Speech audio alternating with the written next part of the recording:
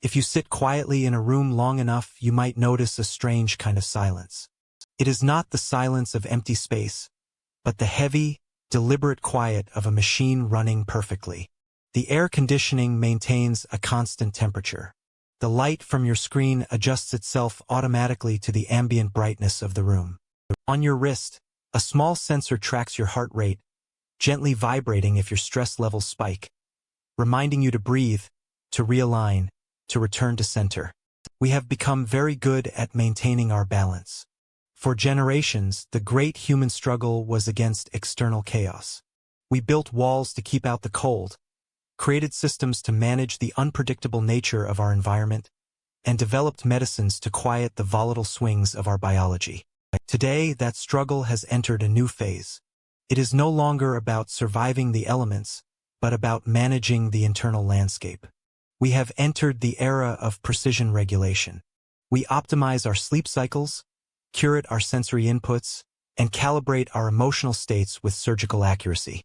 We want to be stable, efficient, and resilient. It is a beautiful promise. But if you pay close attention to the quiet moments between your scheduled routines, a subtle, cold question begins to form. If we are constantly adjusting ourselves to remain perfectly balanced, what happens to the person we were before we started measuring? Consider how we navigate a typical day.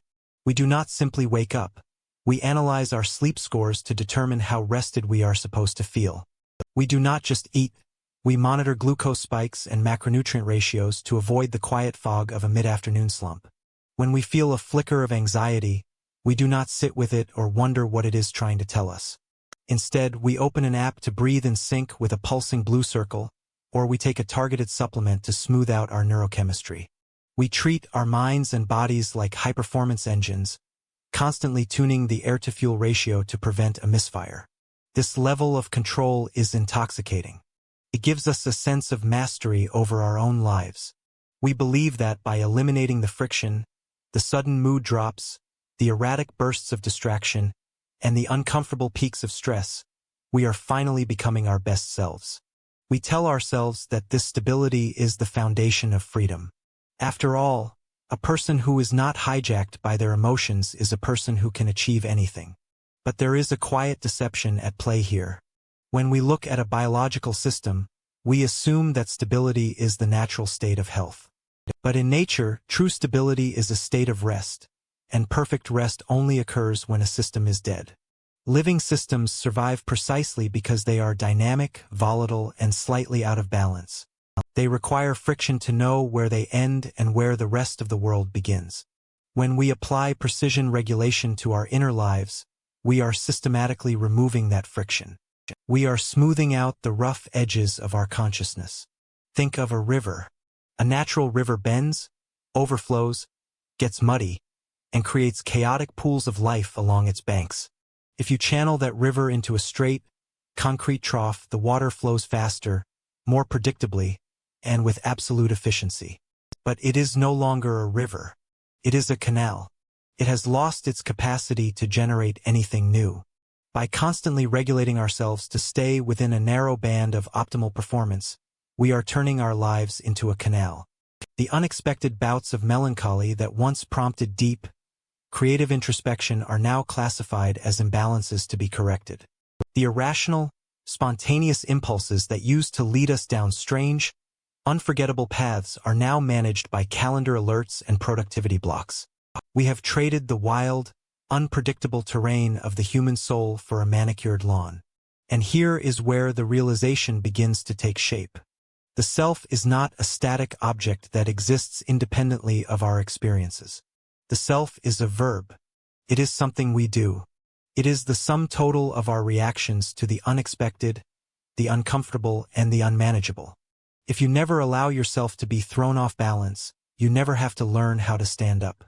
If you never experience the raw, unfiltered weight of your own sadness or anger without immediately trying to regulate it away, you lose touch with the very signal that tells you who you are.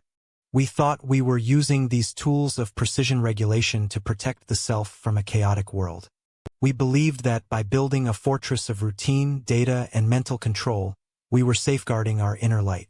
But the terrifying truth is that the tools are not protecting the self. They are replacing it. When we outsource our self-awareness to metrics, and our emotional resilience to constant, proactive intervention, the active observer within us begins to atrophy. We become passengers in a vehicle that is steering itself perfectly. We are comfortable, we are safe, and we are remarkably stable. But we are also increasingly hollow.